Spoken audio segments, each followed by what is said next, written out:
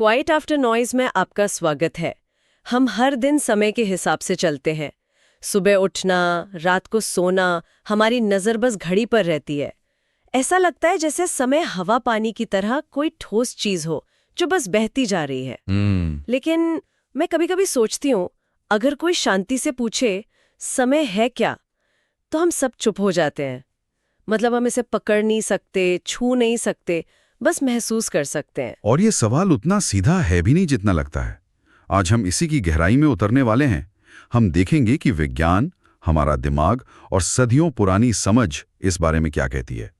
समय और ज्ञान की जो सीमाएं हैं, उन्हें समझने की कोशिश करेंगे। तो चलिए सबसे बुनियादी जगह से शुरू करते हैं, विज्ञान। मेरा स्कूल का विज्ञान तो यही कहता है कि समय एक सीधी रेखा में चलता है, टिक टॉक टिक टॉक। क्या ये सच है? कुछ सदियों पहले तक तो यही माना जाता था। न्यूटन ने इसे एब्सोल्यूट टाइम कहा था। Absolute time? हाँ, मतलब एक ऐसी मास्टर घड़ी जो पूरे ब्रह्मांड में सबके लिए एक ही रफ्तार से चल रही है। आप धरती पर हों या चांद पर, समय एक ही रहेगा। ये बहुत सहज विचार है। लेकिन मुझे लग रहा है कि कहानी में कोई मोड़ आने वाला है। बिल्कुल। 20वीं सदी की शुरुआत में आया आइंस्टाइन और उन्होंने ये पूरी तस्वीर ही बदल दी। उन्होंने कहा कि समय एब्सोल्यूट नहीं है। तो फिर क्या है?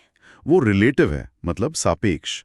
उन्होंने दिखाया कि समय दो चीजों से बदलता है, आपकी गति और आपके आसपास का गुरुत्वाकर्षण। एक मिनट, क्या आप कह रहे हैं कि अगर मैं तेज चलूं तो मेरे लिए समय धीमा हो जाएगा? ये तो किसी साइंस फिक्शन फिल्म जैसा लगता है ना? ये बिल्कुल सच है। बस इसका असर इतना मामूली होता है कि हम महसूस नहीं कर पाते। लेकिन ये वास्तविक है और इसे साबित भी किया गया है। अच्छा, कैसे? इसका सबसे अच्छा उदाहरण है जीपीएस सैटेलाइट्स।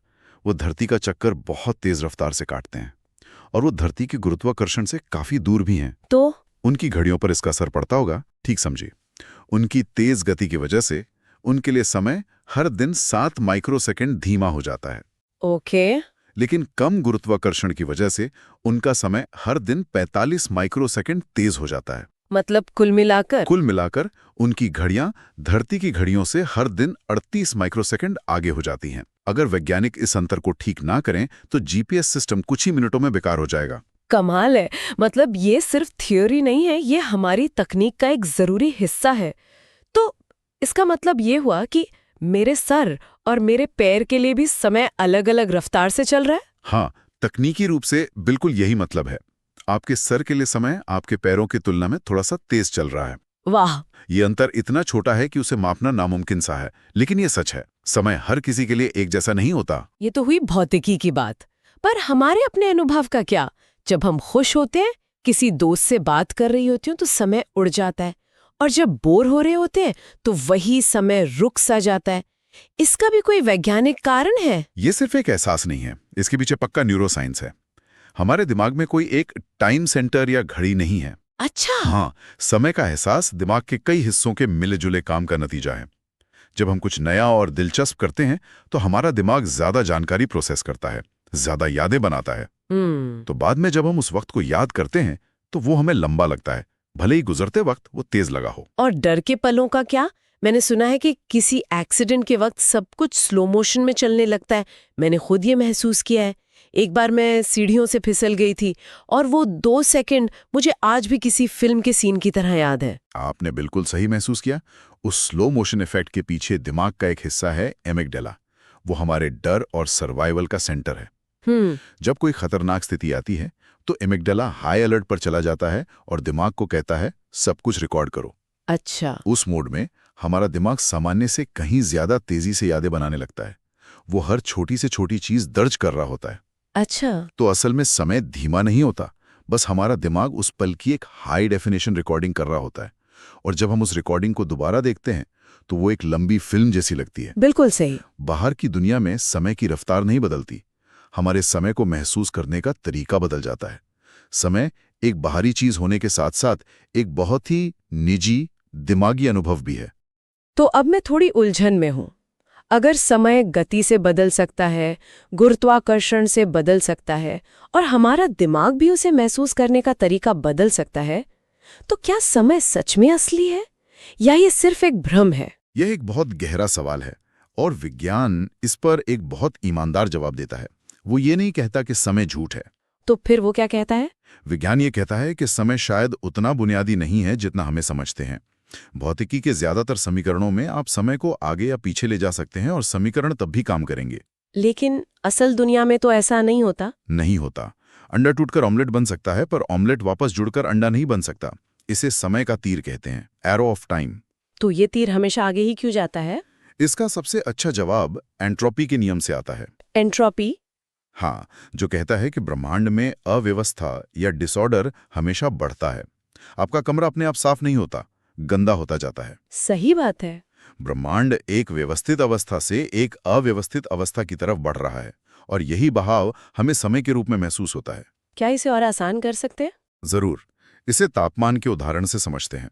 तापमान अपने आप में कोई अलग चीज नहीं है। वो तो अणुओं की गति है। बिल्कुल। जब अणु तेजी से हिलते हैं तो हमें गर्मी महसूस होती है। तो तापमान अणुओं की गति से उभरने वाली एक चीज है। कई वैज्ञानिक मानते हैं कि समय भी कुछ ऐसा ही है, एक उभरी हुई चीज जो ब्रह्मांड के ज्यादा बुनियादी नियमों से पैदा होती है। मतलब वो असली है, पर शायद सबसे बुनियादी चीज नहीं। हाँ, बिल्कुल। और ये बात हमें ज्ञान की सीमाओं तक ले जाती है। ज्ञान की सीमाएं? हम ब्रह्मांड को रोशनी के जरिए समझते हैं, लेकिन रोशनी की अपनी एक रफ्तार है। सूरज की रोशनी हम तक पहुंचने में करीब 8 मिनट लगते हैं। इसका मतलब है कि हम जिस सूरज को देखते हैं वो सूरज है जो 8 मिनट पहले था। हाँ, हम कभी भी सूरज को अभी जैसा है वैसा नहीं देख सकते। और जो तारे हम रात में देखते हैं, उनकी रोशनी तो हम तक पहुंचने में लाखों साल लगा देती है। मतलब हम असल में अतीत को देख रहे हैं। हम एक तरह की टाइम मशीन में जी रहे हैं। और बात यही खत्म नहीं होती। नहीं, ब्रह्मांड लगातार फैल रहा है, और कुछ आकाशगंगाएं हमसे इतनी तेजी से दूर जा रही हैं कि उनकी रोशनी हम तक कभी पहुंचेगी ही नहीं। हम उन्हें कभी नहीं देख पाएंगे। मतलब हमारे ज्ञान की एक भौतिक सीमा है, हम सब कुछ नहीं जान सकते। हाँ, और इससे भी दिलचस्प एक और बात है। कुछ वैज्ञानिकों ने हिसाब लगाया है कि अगर हम ब्रह्मांड के हर कण को मापने की कोशिश करें तो क्या होगा? तो हमें इतनी मशीनें और ऊर्जा चाहिए होगी कि वे खुद ही एक ब्लैक होल बन जाएंगी। क्या? हाँ, यानी सब कुछ जानने की कोशिश ही खुद को नष्ट कर देगी। ये कोई दर्शन नहीं, ये भौतिकी का नियम है। यहाँ आकर विज्ञान खुद कहता है, इसके आगे हम नहीं जानते। विज्ञान की ये विनम्रता कि हम सब कुछ नहीं जान सकते, ये बहुत दिलचस्प है। मुझे याद है कुछ बहुत पुरानी किताबों में भी इसी तरह की बात की गई है। बिल्कुल।